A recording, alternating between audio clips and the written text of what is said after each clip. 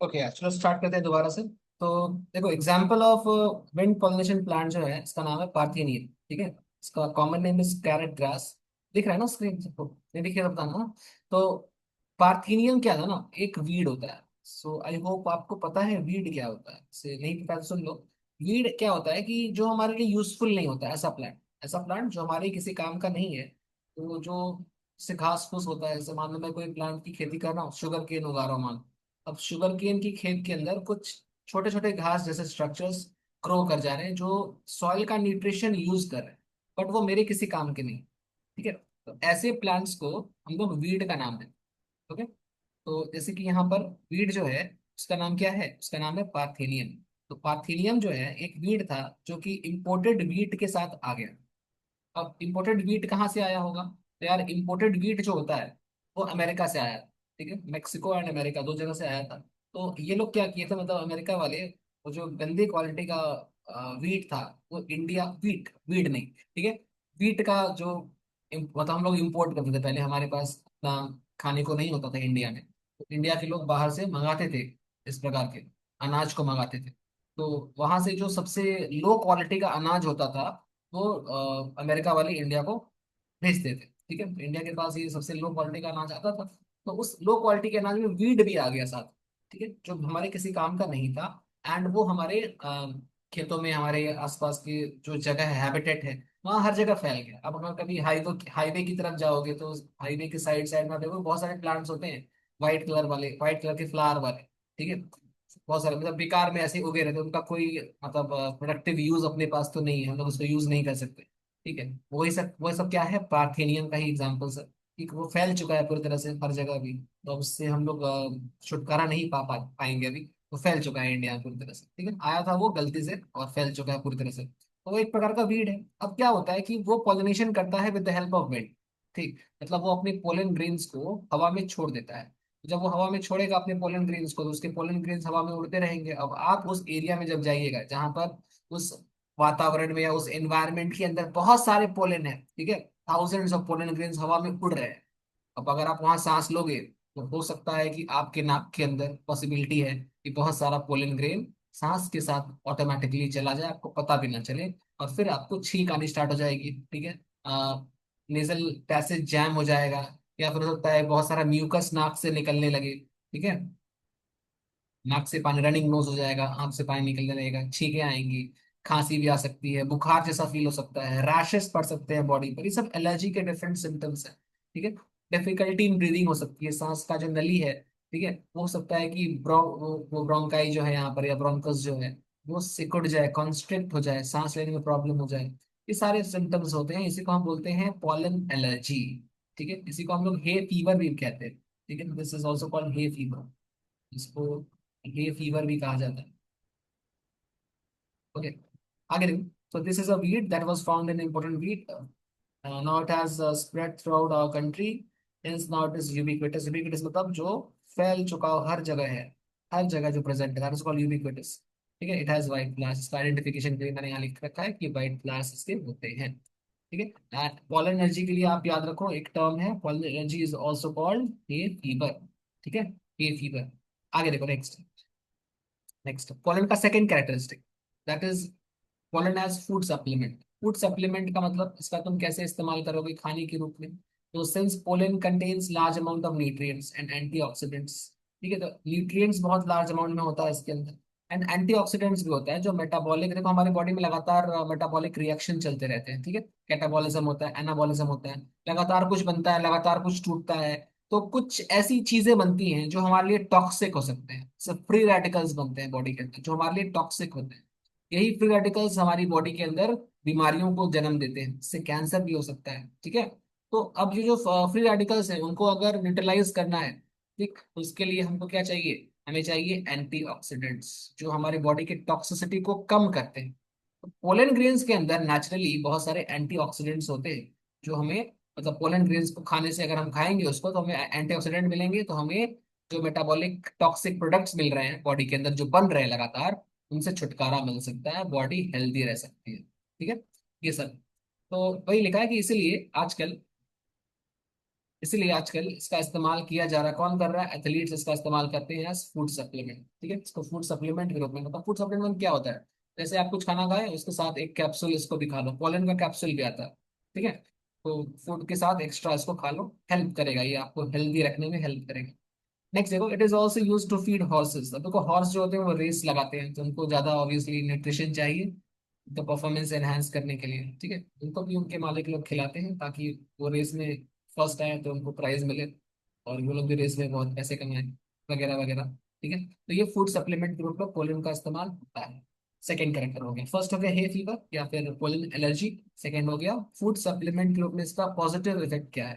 Third आओ, third याद करें, ये भी बड़ा इंपॉर्टेंट है। Viability of pollen. वायबिलिटी का मतलब क्या होता है? देखो वायबिलिटी मतलब जिंदा रहना। सपोज करो कि ये पोलन है, पोलन एक प्लांट से निकल गया। ठीक है, पोलन ग्रेन जो है, सपोज करो एक प्लांट है, और इस प्लांट का जो फ्लावर है, ये फ्लावर है, फ्लावर के ऊपर यहाँ पर ऐसे पोलन ग्रेन बना है। अभी जो पोलन ग्रेन है, ये एंथर, एक्चुअली एंथर से पोलन ग्रेन बाहर निकल गया। अब प्लांट से बाहर निकलने के बाद ये पोलन जो है हवा में कितनी देर तक जिंदा रह सकता है, that time is called viability. हो सकता है कि प्लांट से बाहर निकलने के बाद पोलन कुछ मिनट के अंदर ही मर जाए, या उसकी एक्टिविटी खत्म हो जाए। या ऐसा भी हो सकता है कि पोलन जो है प्लांट से निकला और कई दिनों तक या कई महीनों तक जिंदा रहा, उसकी एक्टिविटी जिंदा रही। ऐसा भी हो सकता है। ठीक है, तो जितना भी समय उसको, मतलब कितने समय तक वो एक्टिव रहेगा, उस समय को आप क्या बोलते हो? उस समय को आप कहते हो वायबिलिटी। ठीक है, तो लेट्स सी कि वायबिलिटी के बारे में क्या कह रहे हो। तो वायबिलिटी का मतलब होता है time period during which pollen grains remain alive. कितने समय तक वो पोलन ग्रेन अलाइव रह सकता है, हेल्दी रह सकता है, and capable of germinating on a compatible stigma. Compatible stigma मतलब सेम स्पीशी का स्टिग्मा। ठीक है, जैसे मान लो मैं बोल रहा हूँ मैंगो है, तो मैंगो का जो पोलन है वो मैंगो के ही स्टिग्मा पर, ये स्टिग्मा होता है। ठीक है, ये स्टिग्मा कहलाता है। मैंगो का ही जो फीमेल फ्लावर है, उसके ऊपर का जो पार्ट है, इस पार्ट को आप स्टिग्मा कहते हो। अब देखोगे आगे चल के, तो सेम स्पीशी का होना चाहिए। सेम स्पीशी का है तो हम बोलते हैं कंपैटिबल। मैंगो का पोलन जाकर गुआवा के स्टिग्मा पर जर्मिनेट नहीं कर पाएगा। ठीक है, कंपैटिबल नहीं है, बोलेगा तो नहीं है। तो वही है कि प्लांट से निकलने के बाद कितने समय तक वो जिंदा रह सकता है, हेल्दी रह सकता है, और जर्मिनेट कर सकता है, that time period is called viability. ठीक है, तो वही लिखा है यहाँ पे। इसका डेफिनेशन देखो, it is a maximum amount of time elapsed after pollination, after which the pollen stay alive and germinate of the stigma. तो इसी चीज को यहाँ थोड़ा सा स्टाइल में लिख दिया गया, और कुछ नहीं, यहाँ सिंपल तरीके से लिखा था। ठीक है, ये थोड़ा बुकिश लैंग्वेज है, एक ही बात है।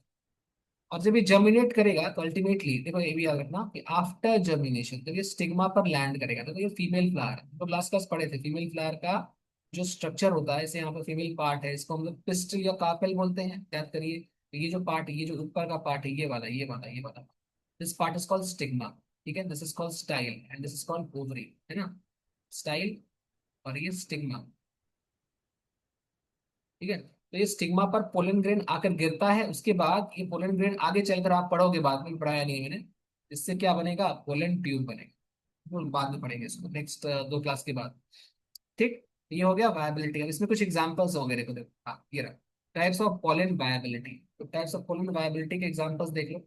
एक है शॉर्ट वायबिलिटी एंड एक है लॉन्ग वायबिलिटी।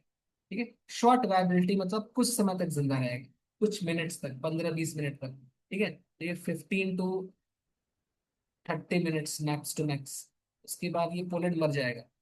तो 15 मिनट के अंदर अगर ये किसी स्टिग्मा पर लैंड कर गया और जर्मिनेट हो गया, तो इससे मतलब पोलन ट्यूब बनेगा और जर्मिनेशन मतलब पॉलिनेशन हो जाएगा। बट अगर इतने टाइम के अंदर नहीं हुआ तो ये मर जाएगा। कुछ पोलन जो होते हैं वो कुछ दिनों तक जिंदा रहते हैं। ठीक है, लॉन्ग वायबिलिटी है। तो इसके एग्जांपल आप याद कर लो, रोजेसी रोज फैमिली हो गया, फेबेसी हो गया, ये पी फैमिली हो गया, ये पोटैटो फैमिली सोलनेसी हो गया। एग्जांपल याद कर लेना है। ठीक है, यहाँ पे एग्जांपल देखो, पैडी व्हीट राइस एग्जांपल्स। ये सारे एग्जांपल्स वाले क्वेश्चन आते हैं डायरेक्टली यहाँ से, तो आप इसको लर्न कर लेना।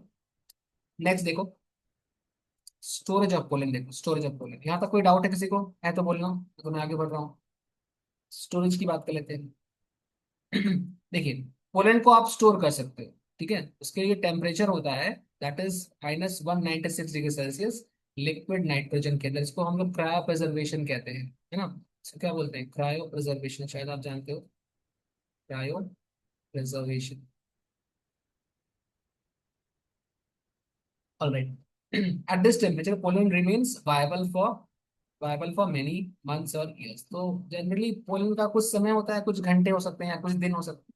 लेकिन अगर मैं चाहता हूँ कि ऐसा पोलन जो 15 मिनट में मर जाता है उसको स्टोर करना है आपको कई महीनों तक या कई सालों तक, तो आपको उसको स्टोर रखना पड़ेगा लैब के अंदर, जहां पर टेम्परेचर -196 डिग्री सेल्सियस होता है, लिक्विड नाइट्रोजन के अंदर उसको फ्रीज करके रखा जाता है। ठीक है। और इसको हम लोग फ्यूचर में यूज कर सकते हैं। कहाँ पर यूज करेंगे? एक टॉपिक आता है आपका प्लांट ब्रीडिंग का, तो बायोटेक्नोलॉजी आप पढ़ोगे, वहां पे आपको प्लांट ब्रीडिंग मिलेगा, वहां पर इसका इस्तेमाल किया जाता है। ठीक है। ऐसे ही अच्छा, इस एक और चैप्टर आपको मिलेगा, इकोलॉजी वाला यूनिट पूरा मिलेगा, उसमें 3 चैप्टर्स है, biodiversity and conservation, ecosystem, organism, population. ठीक है। तो वहां पर आपको मिलेगा एक्स सिटो कंजर्वेशन। एक्स सिटो कंजर्वेशन को शॉर्ट बता देता हूँ। जैसे मान लो कोई एनिमल है, ठीक है, जैसे मान लो लायन है। अब लायन को मैंने फॉरेस्ट से पकड़ा और पकड़कर उसको जू में रख दिया। तो फॉरेस्ट तो उसका नेचुरल हैबिटेट है, हैबिटेट मीन्स उसका घर है जहाँ रहता है। अब मैंने लायन को वहां से हटाकर एक आर्टिफिशियली बनाए हुए माहौल में रख दिया, जो कि जू है। आर्टिफिशियल जंगल है वो जू। एक्चुअली जंगल भी नहीं है, एक ऐसे ही कुछ स्ट्रक्चर मैंने बना दिया है लायन को रखने के लिए। ठीक है। तो अपने घर से दूर उसको कहीं पर तुम घर जैसा बना के दे रहे हो, ठीक है, बट वो घर नहीं है, घर से दूर है। तो अगर वो घर से दूर है तो ऐसे स्ट्रक्चर को हम बोलते हैं एक्स C2। ठीक है। एक्स मतलब आउट और C2 मीन्स साइट। ठीक है। या इसको पूरा मिलाकर आप आउटसाइड भी बोल सकते हैं, अपने घर से बाहर इसको अगर हम कंजर्व कर रहे हैं। ठीक है। टाइगर को बचाने के लिए मैंने जू में रखा है मान लो, ठीक है, तो टाइगर कोई मार देगा, टाइगर कोई मार देगा, शिकार कर लेगा, उससे बचाने के लिए मैंने उसको जू में रख दिया। लेकिन उसके घर के बाहर उसको रखा है, तो that is an example of ex situ conservation. ठीक है। बट अगर मैं टाइगर को उसके घर पर ही, मतलब जंगल में ही उसको कंजर्व करूँ, उसको प्रोटेक्शन प्रोवाइड करूँ, then that is called in situ. In situ मतलब ऑन साइट या इन साइट, जहाँ उसका घर है वहीं रखा है मैंने। ठीक है। इन सिटू। तो ये सब इस चैप्टर में नहीं है। कंजर्वेशन का जो टॉपिक है वो आपको इकोसिस्टम में मिलेगा, ठीक है, बायोडाइवर्सिटी कंजर्वेशन में मिलेगा, वहां पर मिलेगा। तो वहां मैं पढ़ाऊंगा बाद में, या सर पढ़ाएंगे, जो पढ़ाएं, जो भी लोग पढ़ाएंगे वहां पढ़िएगा। बट अभी यहाँ पर एक शब्द आ गया तो मैंने एक्सप्लेन कर दिया कि एक्स सिटू कंजर्वेशन है। तो यहाँ भी आप क्या कर रहे हो? पोलन ग्रेन को प्लांट से निकाल कर लैब में स्टोर कर रहे हैं। मतलब पोलन ग्रेन का जो नॉर्मली उसका घर था वो तो खेत में था, एग्रीकल्चर जहाँ हो रहा है वहां था, बट आप उसको एग्रीकल्चरल फील्ड से निकाल कर लैब में आर्टिफिशियली स्टोर कर रहे हो। तो दैट्स वाई ये इन सिटू नहीं हुआ, ये तो एक्स सिटू हुआ। ठीक है। इसलिए यहाँ पे आप एग्जाम्पल क्या देख रहे हो? Ex situ conservation. ठीक है। तो ये हो गया 4 एग्जाम्पल्स, यहाँ पर 4 प्रॉपर्टी हो गई पोलन की। एक बार देख लो, कुछ पूछना है किसी को तो पूछ सकते हैं। तो जो हमने पढ़ा एक बार उसकी एनसीईआरटी की रीडिंग हो जाए। देखो, लास्ट क्लास हमने पढ़ा था एपिडर्मिस होता है, आउटरमोस्ट लेयर, देन होता है एंडोथीशियम, देन होता है मिडल लेयर्स, और फिर टेपिटम चौथा लेयर होता है। ठीक है। First, second, third and fourth, और इसके अंदर की तरफ पोलन मदर सेल्स या फिर माइक्रोस्पोर मदर सेल्स, आज जो हमने पढ़ा वो होते हैं। ठीक है। जब एक एंथर मैच्योर हो जाता है तो उसके 2 लेयर्स डिजेनरेट कर जाते हैं। कौन कौन से लेयर डिजेनरेट करते हैं? तो यार मिडिल लेयर और ये वाला टेपेटम, मिडिल लेयर और टेपेटम, ये वाला लेयर और ये वाला लेयर डिजेनरेट कर जाता है। ठीक है। और सिर्फ 2 लेयर बचते हैं, एपिडर्मिस और एंडोथेलियम, आज हमने पढ़ा है नोट्स में। ठीक। और यहाँ स्ट्रक्चर बनाया है देखो, यहाँ देखो पोलन ग्रेन्स रिलीज हो जा रहे हैं, मैं कलर चेंज कर दे रहा हूँ। यहाँ देखो पोलन ग्रेन्स रिलीज, ये बाहर का लेयर हो गया, ये क्या हो गया? एपिडर्मिस। एक तो बाहर का लेयर है, और फिर इसके अंदर का जो लेयर है वो है एंडोथीशियम। ठीक है। बाकी अंदर के जो लेयर्स थे यहाँ पर, मिडिल लेयर्स ये वाले, ये टेपिटम, ये सब नष्ट हो चुका है, और वहां पर पोलन सैक बन गया है। ठीक है। तो ये अब इस वक्त यहाँ पर अब कोई मिडिल लेयर नहीं, ये जो एरिया है this is called pollen sac. And pollen sac जो थैला जैसा बैग लाइक स्ट्रक्चर है, इसी के अंदर क्या प्रेजेंट रहता है? पोलन ग्रेन्स प्रेजेंट रहते हैं। ठीक है। आओ पढ़ते हैं इसको, क्या पढ़ा हमने, देखिए। As each cell of sporogenous tissue is capable of, हमने पढ़ा था कि माइक्रोस्पोर के अंदर यहाँ पर कुछ सेल्स प्रेजेंट होते हैं। these cells are called MMC, microspore mother cell या फिर पोलन मदर सेल्स। ठीक है। वही कह रहा है कि स्पोरोजेनस टिश्यू, पूरा का पूरा स्पोरोजेनस टिश्यू, जो लोग क्लास में शुरू से हैं, ये लोग पढ़ चुके हैं, ये लोग अभी आए हैं, हम लोग पढ़ चुके हैं इसको, मैं एक बार बस इसको एनसीईआरटी से रिवाइज करा रहा हूँ। ठीक है। जो लोग पहली बार क्लास कर रहे हैं, हम लोग क्या करते हैं कि जो नोट्स है उसको पहले तो लिख लेते हैं, सब क्लास करने के बाद प्रॉपर जो नोट्स में भेजूंगा ग्रुप में, आप उसको कॉपी करके लिख लोगे, और अभी मैं जो पढ़ा रहा हूँ तो मैं पढ़ाने के बाद जो टॉपिक पढ़ाता हूँ उसका एक बार एनसीईआरटी का रीडिंग करा देता हूँ, ताकि एनसीईआरटी भी पैरेलल में कंप्लीट हो जाए, क्योंकि इसका लैंग्वेज थोड़ा सा खतरनाक है। ठीक है, तो आओ देखो, each cell of collagenous tissue is capable of giving rise to a microspore tetra. तो देखो आप यहाँ पर जो एक सेल है एमएमसी का, हमने आज पढ़ा था कि एमएमसी जो होता है ये डिप्लॉयड होता है, राइट। अगर मैं एक सेल निकाल लूँ बाहर, कोई भी एक सेल बाहर निकाल, तो ये कैसा है, डिप्लॉयड है। अब आप इसका मियोसिस करोगे, मियोसिस नंबर फर्स्ट करोगे, इससे दो सेल बनेगा, कैसा कैसा, एक एन बनेगा ये वाला, एक एन बनेगा ये वाला। ठीक है, ये दो सेल बना है, अभी इसका मियोसिस टू होगा। ठीक है, ये आपको आज ही पढ़ाया, मियोसिस टू होगा तो इससे भी दो सेल बनेंगे, ये भी एन होगा, ये भी एन होगा, इससे भी दो सेल बनेंगे, ये भी एन होगा और ये भी एन होगा। तो अल्टीमेटली कितने सेल बन गए, 1 2 3 एंड 4। इन्हीं को आप क्या बोलते हो, इसी को बोलते हो माइक्रोस्पोर टेट्राड, इसी को तो बोलते हो माइक्रोस्पोर टेट्राड। ठीक है, ये सब के सब एन होते हैं। नेक्स्ट लिख रहा है कि ईच वन, जो यहाँ पे एक एक सेल बन रहा है, each one is potential pollen और माइक्रोस्पोर मदर सेल। अच्छा ठीक है, इसकी बात हो रही है, ये सेल है ये कैसा है, पोलन मदर सेल या फिर माइक्रोस्पोर मदर सेल, एमएमसी या फिर पीएमसी। ठीक है, आगे देखो, तो प्रोसेस ऑफ फॉर्मेशन, इस प्रोसेस का नाम बोलते हैं माइक्रोस्पोरोजेनेसिस, बिकॉज यहाँ माइक्रोस्पोर का फॉर्मेशन हो रहा है। इस जो टेट्राड बना है, ये क्या बना है, यही तो है माइक्रोस्पोर। इसी प्रोसेस को हम बोलते हैं माइक्रोस्पोरोजेनेसिस, और इससे बनता क्या है, माइक्रोस्पोर टेट्राड।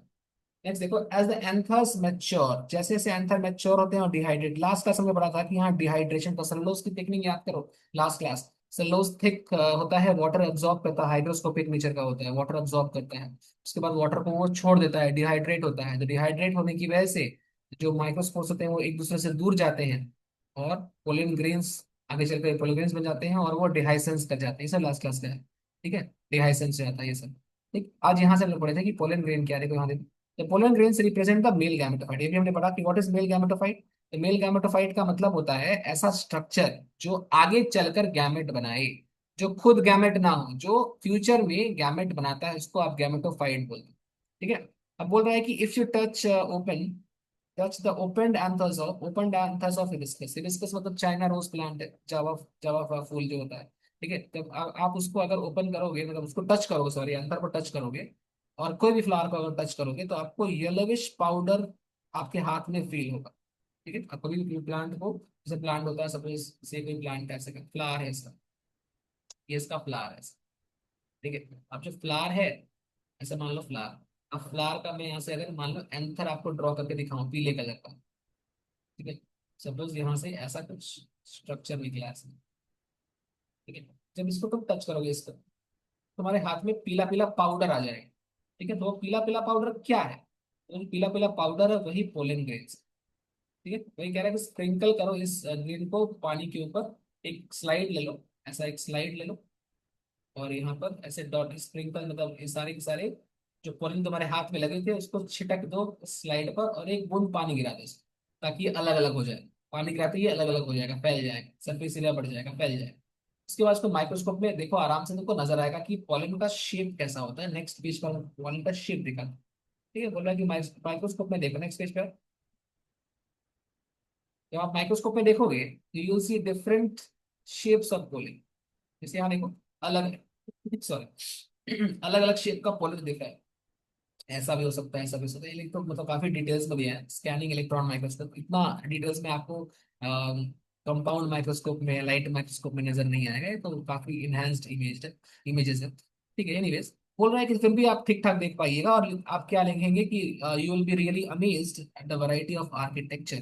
कितना अलग अलग बनावट है इसका पोलन ग्रेन्स का, अलग अलग फ्लावर्स के अलग अलग पोलन ग्रेन्स का शेप कितना अलग अलग होता है, उसको देखकर आप अमेज हो जाएंगे, अमेजिंग लगेगा आपको बिल्कुल, ऐसा कह रहा है। तो आगे देखो, सबका शेप, कलर्स, डिजाइन अलग अलग होता है ये सब। आगे देखिए, पोलन ग्रेन्स का शेप आज हम लोग पढ़े थे, इसका जो साइज होता है, डायमीटर होता है, कितना होता है, ये याद करने वाला टॉपिक है, 25 से 50 माइक्रोमीटर। प्रोमिनेंट टू लेयर का वॉल होता है, इसके दो वॉल्स होते हैं। ठीक है, एक बाहर का वॉल होता है एक्साइन, जो कि स्पोरोपोलिन से बना होता है ना, which is most resistant organic matter. क्यों रेजिस्टेंट है, क्योंकि हम नहीं चाहते, या प्लांट ऐसा नहीं चाहता कि कोई पोलन ग्रेन को, एनिमल को ही खा जाए, क्योंकि उसी के अंदर तो मेल गैमेट है ना, पोलन ग्रेन के अंदर तो मेल गैमेट है। अगर एनिमल मेल गैमेट को ही खा जाएगा तो प्लांट का रिप्रोडक्शन कैसे होगा, इसीलिए उसको प्रोटेक्ट करना जरूरी है। ठीक है, तो प्रोटेक्ट करने के लिए प्लांट ने एक सब्सटेंस का यूज किया है जिसका नाम है स्पोरोपोलिन। ये हाईली रेजिस्टेंट होता है, can withstand high temperatures and strong acid and alkali.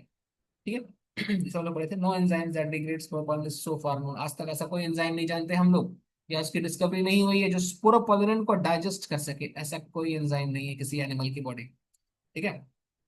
Next देखो, pollen grain exine has prominent apertures. कुछ कुछ अपर्चर छेद होते हैं, इसको हम क्या बोलते हैं?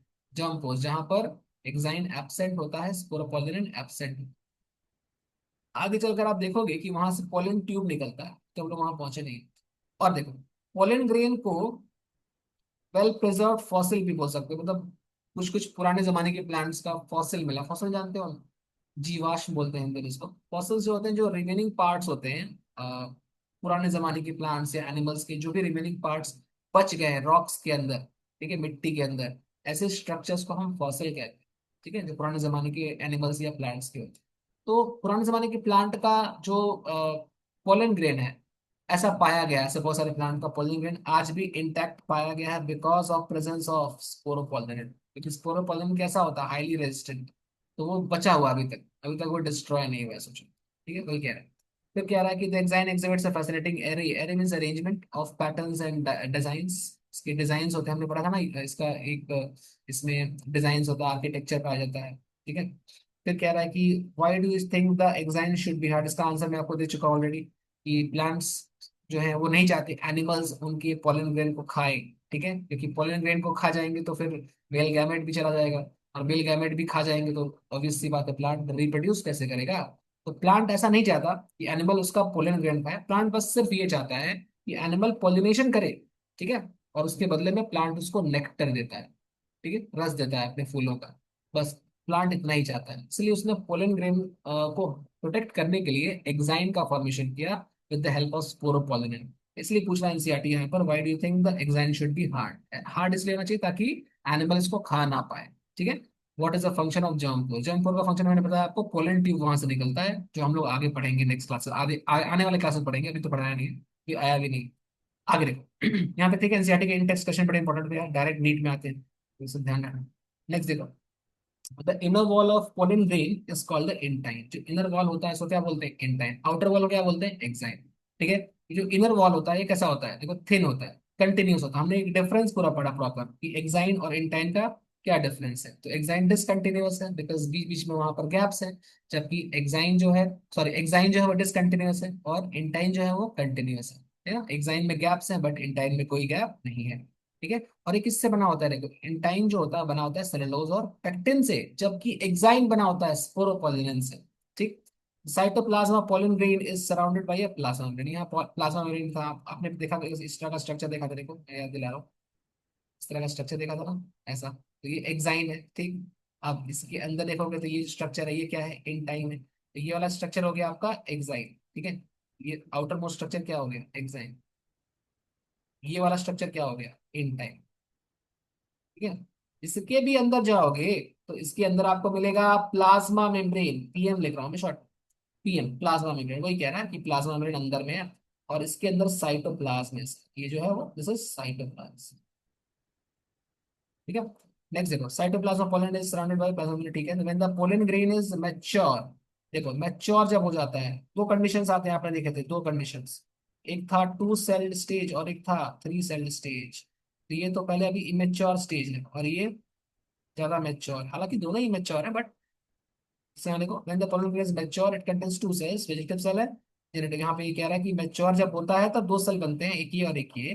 वेजिटेटिव सेल बड़ा होता है और जेनेटिव सेल छोटा होता है, याद आ रहा है? देखो यहाँ डायग्राम में देखो, यहाँ वैक्यूल्स बन गए हैं, तो न्यूक्लियस एक किनारे में पुश हो गया, जिसके से स्पिंडल फाइबर का फॉर्मेशन हो रहा है। स्पिंडल फाइबर का फॉर्मेशन कैसा हो रहा है? स्पिंडल फाइबर का फॉर्मेशन एसिमेट्रिक है। Why it's asymmetric? Because vacuole ने बहुत सारा स्पेस ऑक्यूपाई कर लिया है, एंड यहाँ से ये देखो दो पार्ट्स में डिवाइड हो जाएगा, यहाँ से ये दो पार्ट्स में ऐसे डिवाइड कर जाएगा। एक बड़ा सेल मिलेगा आपको नंबर वन, ये वाला, और एक छोटू सेल मिलेगा नंबर। बड़े सेल का नाम होता है वेजिटेटिव सेल, छोटू वाले सेल का नाम होता है जनरेटिव सेल। ठीक है। और एक बात, जो वेजिटेटिव सेल है वो बिगर है, अबंडेंट फूड रिजर्व है उसके पास, बहुत सारा फूड रिजर्व उसके पास है, and large irregularly shaped nucleus. इसका जो न्यूक्लियस होता है इरेगुलर शेप का होता है, it is not, its shape is not fix. ठीक है। सेकंड थिंग, जो सेकंड वाला सेल है इसका जो न्यूक्लियस होता है ना वो ऐसा होता है, ऐसा होता है। इसको आप बोलते हो स्पिंडल शेप। ठीक है। तो सेकंड वाले का जो शेप है वो कैसा है, स्पिंडल शेप है। जनरेटर से स्मॉल होता है, फ्लोट करता है साइटोप्लाज्म में, और ये स्पिंडल शेप होता है, स्पिंडल शेप होता है। इसके साइटोप्लाज्म कैसे होते हैं, डेंस होते हैं। ठीक है। और एक बार, in over 60% of angiosperms two cell stage में निकलता है। हम लोग डेटा याद किए थे कि 60% केसेस में टू सेल स्टेज पाया जाता है, एंड 40% केसेस में थ्री सेल स्टेज पाया जाता है। ठीक है। वही सब कह रहे हैं हम, 40% केसेस में थ्री वाला पाया गया। ओके। और आपने देखा था कि थ्री सेल स्टेज में ये थ्री सेल कैसे होता है, बिकॉज यहाँ पर जो सेल होता है जेनेटिक सेल, ये डिवाइड करके दो मेल गैमेट बना देता है ना। दो मेल गैमेट बनाता है, इसको क्या बोलते हैं, थ्री सेल स्टेज। फिर देखो लास्ट में देखा कि कैरेक्टर्स है कुछ पोलन ग्रेन, क्या है, देखो pollen grains of many species cause severe allergy. ये एलर्जी करते हैं, ब्रोंकियल एफ्लिक्शंस करते हैं, इन्फेक्शंस, इन्फेक्शन नहीं बोलेंगे, ब्रोंकाई को अफेक्ट करते हैं। ब्रोंकाई का जो देखो डायमीटर होता है, ब्रोंकाई जानते हो क्या होता है, जैसे कोई इंसान है अगर, ये इसका नेजल पैसेज है ऐसे करके, ठीक है। यहाँ पर जो पार्ट होता है, मैं सिंपल सा बोल रहा हूँ, ये एक्सटर्नल लेयर्स होते हैं, क्लास 11th में था। ठीक है, this is nasal passage NP. Next part is nasal chamber NC. Next part is called pharynx. Next part is called लैरिंग्स। लैरिंग्स के भी आगे जब आप जाते हो, this part is called trachea. Trachea divide करता है T5 रीजन पर, दो पार्ट्स में। ठीक है। और इससे बनता है ब्रोंकाई या ब्रोंकस, सिंगल बोलोगे तो ब्रोंकस। ठीक है, इसको भी क्या बोलोगे, जैसे सिंगल बोलो तो ये ब्रोंकस है, बहुत सारा होगा तो ब्रोंकाई। ठीक है, ये भी क्या हो गया, ब्रोंकस। जो ब्रोंकस है फर्दर ये डिवाइड करता है, से पहला वाला ब्रोंकस है, पहली बार डिवाइड करता है, प्राइमरी बोलते हैं, और टूटेगा सेकेंडरी बोलेंगे, फिर टूटेगा तो टर्शरी बोलेंगे, ऐसा चलता रहेगा।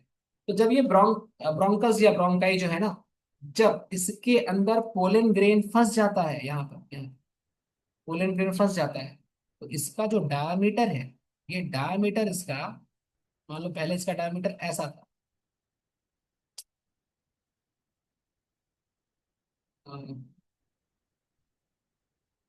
कनेक्शन डिस्कनेक्ट हो गया क्या? नहीं भी है, तो इसका जो डायमीटर है, दिख रहा है ना यार तुम लोग को, नहीं दिखे तो बोलना, मेरे को दिखा रहा है कि your connection is unstable, that's why. Anyways, तो यहाँ देखिए इसका जो डायमीटर है, ये अब पतला हो जाएगा। क्यों? क्योंकि ये जो पोलन ग्रेन्स है ना, इसकी वजह से बॉडी को ऐसा लगता है कि कोई बाहर से हमको मारने के लिए आया है। ठीक है। तो बॉडी क्या करती है, कुछ वैसो कॉन्स्ट्रिक्टर्स होते हैं, कुछ केमिकल्स होते हैं, इनका रिलीज करती है। वो सब यहाँ पर नहीं है, बट मैं कनेक्ट कर रहा हूँ चीजों को, तो आप सुनो, बस सुनते रहो, थोड़ा बहुत कनेक्ट हो जाएगा। तो तो बॉडी क्या करती है, वैसो कंस्ट्रक्टर की वजह से इसके डायमीटर को पतला कर देती है, इट बिकम्स नैरो। ठीक है, नैरो हो गया, पतला हो गया। ठीक है, और पतला होता है तो बहुत पतला हो जाता है, कभी कभी इसके से सांस लेने में दिक्कत है, समझे। उसी को बोलते हैं ब्रोंकियल एप्लिकेशंस, यही लिखा है। ठीक है। तो ये सब समझाने के लिए, ये रेस्पिरेटरी सिस्टम जो आप क्लास 11 में पढ़े होंगे तो वहां पर ये सारी चीजें नहीं होंगी। ठीक है। In some people leading to chronic respiratory disorders, जैसे एज्मा हो सकता है, ठीक है, ब्रोंकाइटिस हो सकता है, एक्सेट्रा ऐसा। ठीक है, it may be mention that, मैंने एग्जांपल दिया था आपको, पार्थेनियम, जो कैरेट ग्रास है, और carrot grass came to India as contaminant with imported wheat. जो इम्पोर्टेड वीट है, जो यूएस से आया था, ठीक है, तो वहां से ये वीड के रूप में आया था। वीड मतलब जो कॉन्टामिनेंट होता है, मतलब जो हमारे काम का नहीं होता है, साथ में बेकार का चीज आ गया था ये। ठीक है। And now it has become ubiquitous, मतलब ये हर जगह फैल चुका है, यत्र तत्र सर्वत्र हर जगह फैल चुका है, एवरीवेयर, ये हर जगह फैल चुका है। ठीक है। In occurrence and causes pollen allergy, इससे क्या होता है, पोलन एलर्जी होती है। ठीक है, इसी को हम लोग क्या बोलते हैं, पोलन एलर्जी को, हे फीवर। ये सब हम लोग रेस्पिरेटरी सिस्टम में पढ़ते हैं वैसे, क्लास 11 की टॉपिक में। यहाँ से कोई डाउट है किसी को, यहाँ तो समझने वाला था, बताओ कोई डाउट है किसी को तो बताओ, आगे बोलो। ठीक, ये देखिए, फोर्थ प्रॉपर्टी हमने पढ़ा था कि पोलन ग्रेन को हम फूड सप्लीमेंट के रूप में यूज कर सकते हैं। Pollen grains are rich in nutrients. It has become a fashion in the recent years to use pollen tablets as food supplement. Tablet या कैप्सूल का इस्तेमाल करते हैं इन वेस्टर्न कंट्रीज। इंडिया में उतना पॉपुलर नहीं है, वेस्टर्न कंट्री पॉपुलर है। Large number of pollen products are use in the form of tablets and syrups. ठीक है। Pollen consumption has been claim to increased performance of athletes and race horses. ठीक है, athletes और race horses का performance बढ़ाते हैं ये। ठीक है, क्योंकि इसके अंदर हम लोग पढ़े थे ना कि एंटीऑक्सीडेंट होता है और न्यूट्रिशन होता है बहुत सारा। ठीक है, इसलिए इसका इस्तेमाल किया जाता है। यहाँ पे कुछ फोटोग्राफ दिया, देखो यहाँ पे बी का फोटो दे करके, मतलब ये, मतलब टैबलेट का ही फोटो बना दिया, मतलब एडवर्टीजमेंट भी दे दिया साथ में, इस तरह से। जो भी है, आगे देखिए। तो ये लिखा है बी पॉलन फ्रॉम इंग्लैंड। ठीक है, यहाँ से क्वेश्चन नहीं आएगा एनीवेज। यहाँ देखो, ये पैराग्राफ देखो ध्यान से। When they are shed, when once they are shed, जब ये शेड होता है तो pollen grains have to land on the stigma before they lose viability. तो हम लोग वायबिलिटी की बात किए थे। वायबिलिटी का याद करो, दो पॉइंट्स होते हैं, एक शॉर्ट वायबिलिटी और एक लॉन्ग टर्म वायबिलिटी। ठीक है, how long do you think pollen grains remain retain viability? मैंने बोला ना, प्लांट से कोई पोलन निकल रहा है, निकल कर वो स्टिग्मा पर लैंड कर रहा है, तो एक मेल फ्लावर से, मान लो ये मेल फ्लावर है, ठीक है, ये क्या है, मेल फ्लावर। मेल फ्लावर से पोलन निकला और ये अपनी यात्रा शुरू किया, इसने अपनी जर्नी स्टार्ट की, and ultimately it will land on the female flower, और फीमेल फ्लावर का जो स्टिग्मा है यहाँ पर लैंड करेगा, ये स्टिग्मा। ठीक है, तो यहाँ से निकलकर यहाँ तक पहुंचने में जो समय लगा वो कम होना चाहिए। ठीक है, अगर वो कम समय में पहुंच जाएगा तो वो जिंदा यहाँ तक पहुंच जाएगा, और जब यहाँ पहुंचेगा तो यहाँ पर जर्मिनेट करेगा, यहाँ पॉलन ट्यूब बनाएगा। पॉलन ट्यूब कैसे बनता है अभी हमने पढ़ा नहीं है, अभी हमने पढ़ेंगे आगे चलकर। ठीक है, तो अभी हम लोग पढ़े नहीं है। ये मेल गैमेट यहाँ पर आकर पॉलन ट्यूब बनाता है। मेरा बोलने का मतलब ये है, लेट सपोज ये मेल गैमेट यहाँ से निकला और फीमेल फ्लावर के स्टिग्मा पर 10 मिनट में पहुंच गया, मान लो आसपास थे, तो 10 मिनट में हवा में उड़ते उड़ते उड़ते उड़ते ये रीच कर गया 10 मिनट।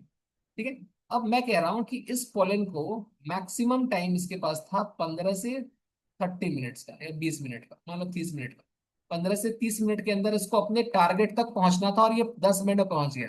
तो अगर जो इसका टारगेट का टाइम है, अगर वो उसके अंदर पहुंच जाता है तो मैं बोलूंगा ये वायबल है। बट अगर इसका टाइम था 15 से 30 मिनट और ये 1 घंटे बाद पहुंचा है यहाँ पर, तो अब ये जर्मिनेट नहीं कर पाएगा। ठीक है, इसको एक लिमिटेड टाइम के अंदर ही पहुंचना पड़ेगा। बात समझ में आ रही है? लेकिन कुछ कुछ पोलन ऐसे होते हैं, मालूम है यहाँ बना, जिनका वायबिलिटी पीरियड बहुत लंबा होता है, कुछ महीनों तक वो जिंदा रह सकता है। तो ये आज निकला है, मान लो आज कौन सा डेट है, 19th है आज, 19th जून है, आज निकला है, एंड लेट सपोज ये 2 महीने के बाद फीमेल के स्टिग्मा पर जाके लैंड किया। अब तब भी अगर इसकी वायबिलिटी पीरियड लंबी होगी, किसी किसी की लंबी होती है, तो इसकी वायबिलिटी पीरियड मान लो 1 ईयर है, 1 साल तक ये जिंदा रह सकता है, मेल फ्लावर से निकलने की 1 साल तक ये जिंदा रह सकता है। तो ये मान लो 19 अगस्त को यहाँ लैंड किया, तो कितने महीने हुए, 2 ही महीने में पहुंच गए, तो आराम से यहाँ पे ये जर्मिनेट करेगा। तो ये डिपेंड करता है, ये प्लांट टू प्लांट वेरी कर सकता है, किसी किसी प्लांट का वायबिलिटी पीरियड कम होता है, किसी किसी का ज्यादा होता है। ठीक है, वही कह रहा है, the period for which the pollen grains remain viable, वाय मतलब जिंदा रह सकते हैं, इन इज हाईली वेरिएबल, ये हाईली वेरिएबल है। किसी किसी प्लांट के लिए कुछ बहुत कम समय में होता है और किसी के लिए ज्यादा समय होता है। कुछ कंडीशंस भी डिपेंड करते हैं, कुछ कंडीशंस जैसे क्या होता है, टेम्परेचर में भी फर्क पड़ता है, ह्यूमिडिटी का भी फर्क पड़ता है। ह्यूमिडिटी मतलब आसपास के एयर में कितना मॉइस्चर है, इस पर भी डिपेंड करता है। ठीक है, in some cereals such as rice, wheat, examples हैं याद करने वाले। इनका देखो जो है 15 से वही 30 मिनट की बात। ठीक है, जो यहाँ पर 15 से 30 मिनट वाला, एंड इन सब members of Rosaceae, Leguminosae, Solanaceae, they maintain viability for month, इसकी बात है। ठीक है, you may have heard of storing semen sperms of many animals including humans for artificial insemination, आपने पढ़ा होगा ह्यूमन रिप्रोडक्शन में। एंड इसके बाद जो रिप्रोडक्टिव हेल्थ चैप्टर है उसमें भी, कि सीमेन को स्टोर किया जा सकता है आर्टिफिशियल इंसेमिनेशन के लिए। ठीक है, सिमिलरली हम लोग पोलन ग्रेन्स को भी स्टोर कर सकते हैं, क्रायो प्रिजर्वेशन कर सकते हैं फॉर मेनी ईयर्स, जहाँ पर लिक्विड नाइट्रोजन में इसको हम लोग स्टोर करते हैं। ठीक है, और ऐसे इसका जो जहाँ पर स्टोरेज होता है उसको पोलन बैंक कहते हैं। ठीक है, सीड बैंक भी होता है जहां पर सीड स्टोर करते हैं, उसी तरह का पोलन बैंक होता है जहां हम पोलन को स्टोर करते हैं -196 में, जहां पर हम प्लांट ब्रीडिंग जब पढ़ेंगे, वहां पर क्रॉप ब्रीडिंग में प्लांट ब्रीडिंग की बात हो रही है, बायोटेक्नोलॉजी में ये टॉपिक आपको मिल जाएगा। ठीक है, तो यहाँ तक हमने अभी तक पढ़ लिया था नोट्स में, और एनसीईआरटी से भी हमने पढ़ लिया है। ठीक है, तो अच्छा मुझे एक चीज बताओ, जैसे ये तो सेशन एंड हो रहा है, अब मैं, मुझे लग रहा है कि लंबा हो जाएगा बहुत, फिर तुम्हारा दिमाग जाएगा नहीं, तो तुम लोग क्या सैटरडे या संडे, संडे या सैटरडे, किसी भी टाइम फ्री हो, जिस टाइम में एक सेशन और ले लूं, आज नहीं लेता हूँ मान लो, ये लंबा जाएगा, ये अभी 2 घंटा और लगेगा मुझे लग रहा है। एक का क्योंकि पूरा खत्म नहीं हो पाएगा, तो मैं चाह रहा हूँ सैटरडे या संडे या फिर मंडे। कब फ्री हो प्लीज मुझे बताओ एक बार, तो मैं अरेंज करता हूँ। सर संडे हो जाएगा सर। संडे हो जाएगा, बाकी लोगों का प्लीज। हम्म। संडे हो सकता है। संडे कितने बजे? संडे पूरा इवनिंग पूरा रात फ्री हो सर। संडे हो जाएगा। संडे हो जाएगा। ठीक है, तो तुम लोग मतलब तुम्हारे में फूल बागान और हावड़ा के बच्चे यहाँ पे कौन कौन है, मतलब फूल बागान के भी हो और हावड़ा के भी हो क्या, या सिर्फ हावड़ा के हो या फूल बागान के हो? दोनों क्या सर? दोनों के हैं, तो दोनों की क्या क्लासेस संडे को ऑफ रहते हैं क्या, क्लासेस नहीं होते? सर वो सुबह को होते हैं, लेकिन फिर सर इवनिंग को तो फ्री होता ओके ठीक है, मैं एक बार बात कर लेता हूँ अल्पेश सर से और पूछ लेता हूँ उनसे कि क्या स्लॉट अवेलेबल है। तो मैं तुम लोग ग्रुप में इन्फॉर्म करता हूँ, ठीक है? तो आज मैं स्टॉप कर देता हूँ क्योंकि वो 2 घंटा और जाएगा तो 12 बज जाएगा फिर। 12 क्या 1 बज जाएगा, फिर वो सही नहीं है, फिर सही है। ठीक है, तो आज के लिए इतना ही एंड करते हैं, मैं इसका नोट्स तुमको शेयर करता हूँ। और कुछ पूछना है किसी को इससे रिलेटेड? Okay sir. सर मैं बोल रही हाँ, थी कि लेक्चर अपलोड होता है क्या वेबसाइट पे? लेक्चर अभी तक मैंने सर को दिया नहीं, मैं सारा का सारा रिकॉर्ड किया हूँ बट मैं भेज नहीं पाया हूँ। मैं भेजता हूँ, अपलोड हो जाएगा लेकिन, तो मैं भेज दूंगा, ठीक है? ओके मैं सर, मेरा भिजवाता हूँ सेकंड जल्दी। मिस हो गया था इसीलिए मैं पूछ रही। ऑल राइट, मैं भिजवाता हूँ जल्दी, मैं करवाता हूँ, सर को बोलता हूँ अपलोड कर दो। Okay sir. ठीक है, मैं संडे तक थैंक यू करवाता सर। हूँ। ओके। चलो ठीक है, फिर एंड करते हैं यार, सबको सबको गुड नाइट, बाय बाय। मिलते हैं नेक्स्ट क्लास, है। Goodbye Sunday. Night sir. Sir, bye. Good night, bye bye.